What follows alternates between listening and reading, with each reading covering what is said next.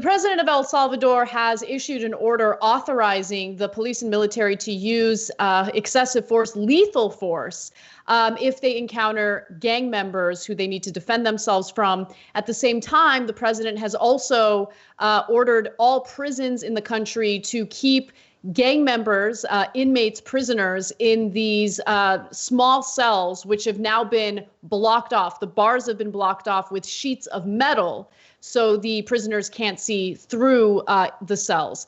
The videos, the pictures that are coming out of El Salvador are terrifying. They're jarring because, of course, it's just a slap in the face to any type of social distancing guidelines in the middle of this pandemic. And it really does put these inmates in jeopardy. It'll spread the virus. We already do know that in the United States, for instance, the virus has been spreading rapidly among inmates, and there's been very little protection for them.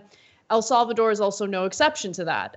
So let's take a quick look at some of these images from Reuters. Some of these images have been released by the government in El Salvador, showing just how close the prisoners are to one another. They're not wearing masks. They're barely even wearing any clothing. They're just in their underwear as they're shackled to one another. And the reason why this type of reaction or response has come from the government is because after some period of time where homicides had actually gone down in El Salvador, last weekend there was a spike, and the president believes that the inmates ordered some of these homicides or some of these murders. I don't know what evidence he has for that, but I do know that not every inmate is guilty of what he's accusing them of doing, and what he's doing with these inmates basically goes against their own constitution, their own rules. But this is the kind of reaction, unfortunately, the people of El Salvador seem to favor, because the approval rating for the president is incredibly high. Yeah, first on El Salvador, and then a super important prison study that shows you that those folks that you just saw in that picture are very, very likely to get coronavirus. These get tough governments, a lot of times the way that they cut down on crime is by doing secret deals with drug dealers and the gangs. So I don't know that that's what happened in El Salvador, but there are experts who believe that that is very possible in El Salvador. So it could be that the president is really mad that they violated that deal, and that's why he's cracking down on them like this. So a lot of times it's toughness on that side. Reagan did this. He also destroyed El Salvador as well. But what he did was he'd say, oh, my God, we never negotiate with terrorists. We're super tough on the terrorists. And then he'd cut a secret deal with the Iranians and give them weapons in exchange for hostages. So he negotiated with terrorists. He gave them weapons. He did everything that he said he wasn't going to do.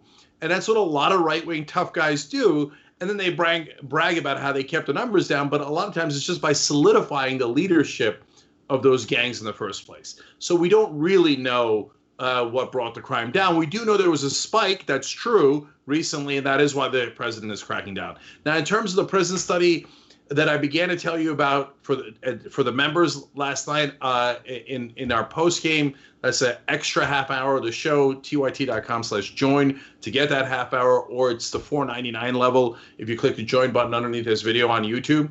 But I want to give you the details. 4 different prisons in 4 different states decided they were going to test most of their inmates to see what they would get. Well, it turns out they found out, holy cow, not almost everyone, but a giant percentage of the inmates have coronavirus. That's the bad news. The good news is an enormous percentage of them show no symptoms.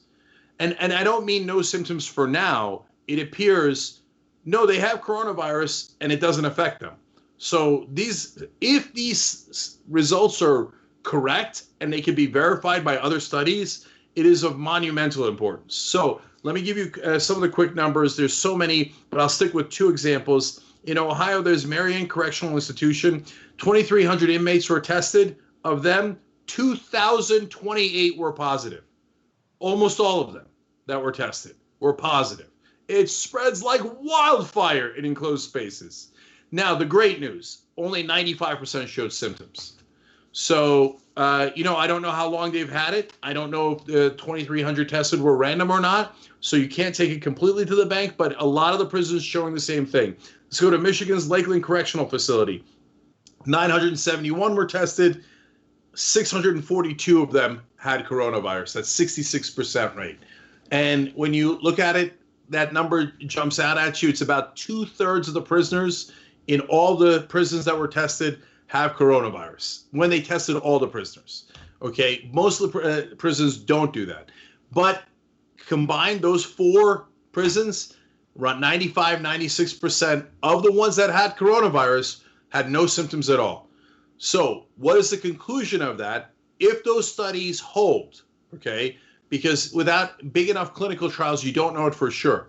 But the conclusions appear to be, if it's true, that this disease is way more contagious than we realize, than even we realize at this late date. It spreads so quickly. It's unbelievable, nothing like we've ever seen. On the other hand, most people who have it, it's no big deal. Now, for the ones who get it and get sick, it's a giant deal. And so that's why over 56,000 Americans have died, over 200,000 people have died across the world. But the fatality rate is probably much lower than we realize. But since it spreads so quickly, that's why it's led to so many deaths. That's why when I look at that picture in El Salvador, good night, Irene, those guys are almost certainly going to get coronavirus. There have been multiple reports about the detention centers that have put asylum seekers in cages, and they're living in squalor. They're unsanitary conditions to be in, especially in the middle of a pandemic. Even if the pandemic weren't happening, those conditions do scream human rights abuses.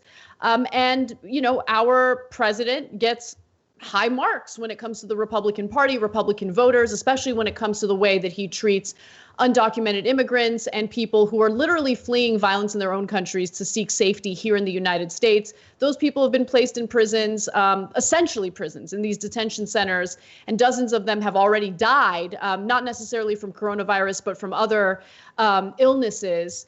And that's what we're dealing with. So we need to be critical not only of how other countries are dealing with these inmates, but how we're dealing with people we place in detention. Thanks for watching The Young Turks. We really appreciate it. Another way to show support is through YouTube memberships. You'll get to interact with us more. There's live chat emojis, badges.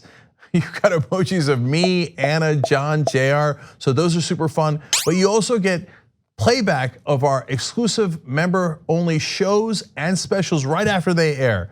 So all of that, all you gotta do is click that join button right underneath the video. Thank you.